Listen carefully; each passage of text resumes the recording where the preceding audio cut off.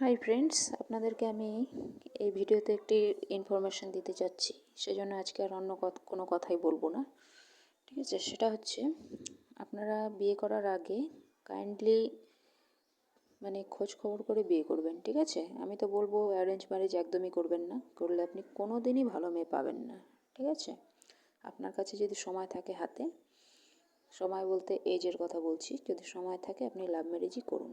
আর সময় যদি না থাকে, বিয়ের এজ পেরিয়ে থাকে, তাহলে তো আপনার করার কিছু নেই, তাহলে আপনার দুর্ভোগ রেডি আছে।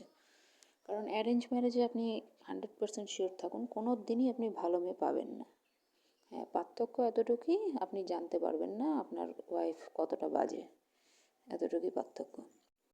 স্থান কাল পাত্র এসব ভেদে সব কিছু অ্যাস্ট্রোলজি টোটাল আলাদা হয়, ঠিক আছে? এখন আপনি আমাদের থেকে এক জেনারেশন আগের মানুষকে যা মনে করবেন, এখনের মানুষকে আপনি যদি তাই ভাবেন, সেটা আপনার ভুল, ঠিক আছে? আগের দিনে যেমন পরিস্থিতি ছিল সে অনুসারে তাদের মেন্টালিটি হতো সেসব মেয়েদের। আর এখনকার মেয়েদের, আগে কি সোশ্যাল মিডিয়া ছিল? অনেক আগে ছিল না, এখন আছে। এখন একটা মেয়ে সারাদিনে কোটি কোটি ছেলেকে দেখছে, ঠিক আছে? তার স্বামী ছাড়াও কোটি কোটি ছেলেকে দেখছে, তো তার মন অন্যদিকে যেতেই পারে, কমন সেন্স এটা। তো আগের দিনের সঙ্গে এখনের দিনের কম্পেয়ার করলে আপনাকে চলবে না, ঠিক আছে? আপনাকে আজকের দিনে হয়ে চলতে হবে। তো সেটাই আমি বলছি, আপনি নিজে যদি সুন্দর না হয়ে থাকেন, সুন্দর মেয়েকে বিয়ে করলে আপনি কিন্তু সারা জীবনই পস্তাবেন। বিয়ে সবসময় আপনাকে এরকম মানুষকে করতে হবে আপনার থেকে এক ধাপ যাতে নিচু হয়, লোক ওয়াইজ দেখার ক্ষেত্রে। আমি বলবো সব ক্ষেত্রেই, ঠিক আছে? শুধু মানসিক ক্ষেত্রে হয় আপনার সমান হবে, নয়তো আপনার থেকে বেশি হলে তো আরও ভালো, ঠিক আছে? তো এটা হচ্ছে ব্যাপার। বিয়ে সবসময় মন দেখে করতে হয়। এছাড়া যদি অন্য কোনো কিছু দেখেন, আপনি কোনো দিনই সুখী হবেন না। হ্যাঁ, আপনি নিজে নিজে যদি সুখী মনে করেন সেটা আলাদা ব্যাপার, কিন্তু ভেতরে ভেতরে তো অন্য কিছুই চলবে।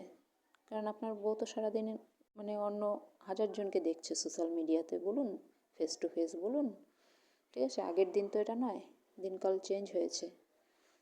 সে সেই অনুসারে তো সব কিছুই চেঞ্জ হবে, মেন্টালিটিও চেঞ্জ হবে মানুষের। তো এটাই, আপনি যদি বুদ্ধিমান ছেলে হয়ে থাকেন, আপনার প্রফেশন কখনো কোনো মেয়েকে জানাবেন না বিয়ের আগে। এখন আপনি বলবেন প্রফেশন না জেনে তো কেউ বিয়েও দেবে না। ওই যে বললাম, সেই জন্যই তো আপনাকে লাভ ম্যারেজ করতে হবে। কারণ লাভ ম্যারেজ করলে আপনি জানতে পারবেন সে অরিজিনালি ভালো কি মন্দ। কারণ অ্যারেঞ্জে আপনি যখন প্রফেশন জানাবেন, সে তো জেনেই বসে আছে, সে থোড়াই খারাপ ব্যবহার করবে আপনার সাথে, ঠিক আছে? আজকে